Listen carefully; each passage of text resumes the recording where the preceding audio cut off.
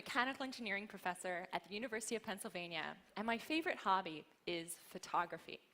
And as I travel around the world, I love taking photographs like these so I can remember all the beautiful and interesting things that I've seen. But what I can't do is record and share how these objects feel to touch. And that's kind of surprising because your sense of touch is really important. It's involved in every physical interaction you do every day, every manipulation task, anything you do in the world. And so the sense of touch, it's actually pretty interesting. It has two main components. The first is tactile sensations, things you feel in your skin. And the second is kinesthetic sensations. And this has to do with the position of your body and how it's moving and the forces you encounter. And you're really good at incorporating both of these types of sensations together to understand the physical interactions you have with the world and understand as you touch a surface, is it a rock? Is it a cat? Is it a bunny? What is it?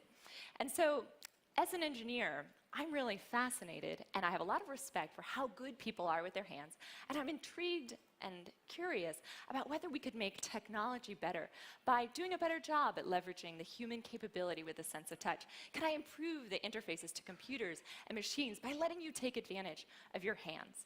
And indeed, I think we can, and that's at the core of a field called haptics, and this is the area that I work in. It's all about interactive touch technology. And the way it works is you move your body through the world. If, as an engineer, I can make a system that can measure that motion and then present to you sensations over time that kind of make sense, that match up with what you might feel in the real world, I can fool you into thinking you're touching something, even though there's nothing there. All right, so here are 3 examples, and these are all done from research in my lab at Penn. The first one is all about that same problem that I was showing. How can we capture how objects feel and recreate those experiences? And so the way we solve this problem is by creating a handheld tool that has many different sensors inside. It has a force sensor, so we can tell how hard you're pushing.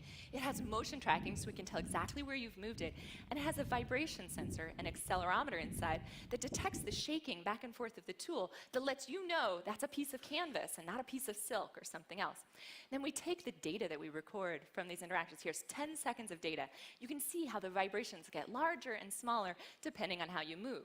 Then we make a mathematical model of those relationships and program them into a tablet computer so that when you take the stylus and go and touch the screen, that voice coil actuator in the white bracket plays vibrations to give you the illusion that you're touching the real surface.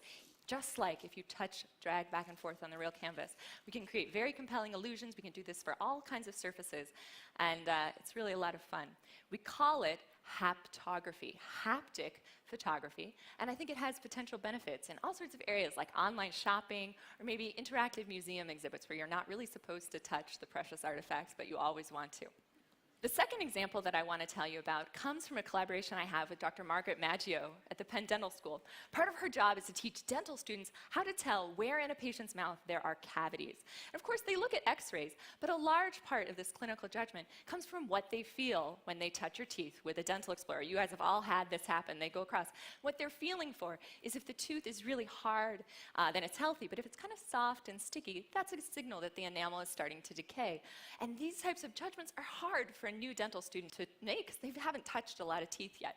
And you want them to learn this before they start practicing on real human patients. And so what we do is we add an accelerometer onto the dental explorer, and then we record what Dr. Maggio feels as she touches different extracted teeth. And then we can play it back for you as a video with a touch track. So not just a sound track, but also a touch track that you can feel by holding that repeating tool. You can feel all the same things that the dentist felt when they did the recording and practice making judgments. So here's a sample one. Here's a tooth. It looks kind of suspicious, right? It has like all those brown stains.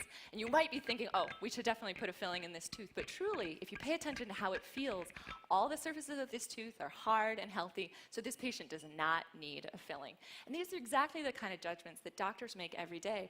And I think this technology that we've invented has a lot of potential for many different things in medical training because it's really simple and it does a great job at recreating what people feel through tools.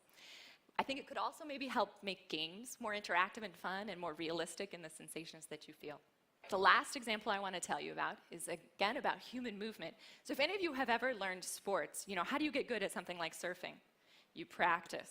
You practice some more and more, right? Making small corrections, maybe getting some input from a coach, learning how to improve your motions. I think we could use computers to help make that process more efficient and more fun. And so here, for example, if I have 6 different arm movements that I want you to learn, you could come into my lab at Penn and try out our system. We use a Kinect to measure your motions. We show graphics on the screen, and then we also give you touch cues, haptic feedback on your arm, delivered by these haptic armbands, which have motors inside, and guide you as you move. So we put it together. As you're trying to track this motion, if you deviate, say maybe your arm is a little too high, we turn on the motors that are right there on their skin to let you know, hey, you should move down, almost like a coach gently guiding you and helping you master these movements more quickly and make more precise corrections.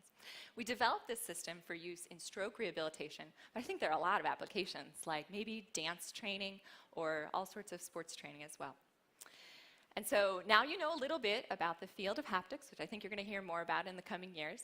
I've shown you 3 examples, and I just want to take a moment to acknowledge all of the great students who work with me in my lab at Penn and my collaborators. They're a great group, and I also want to thank you for your kind attention.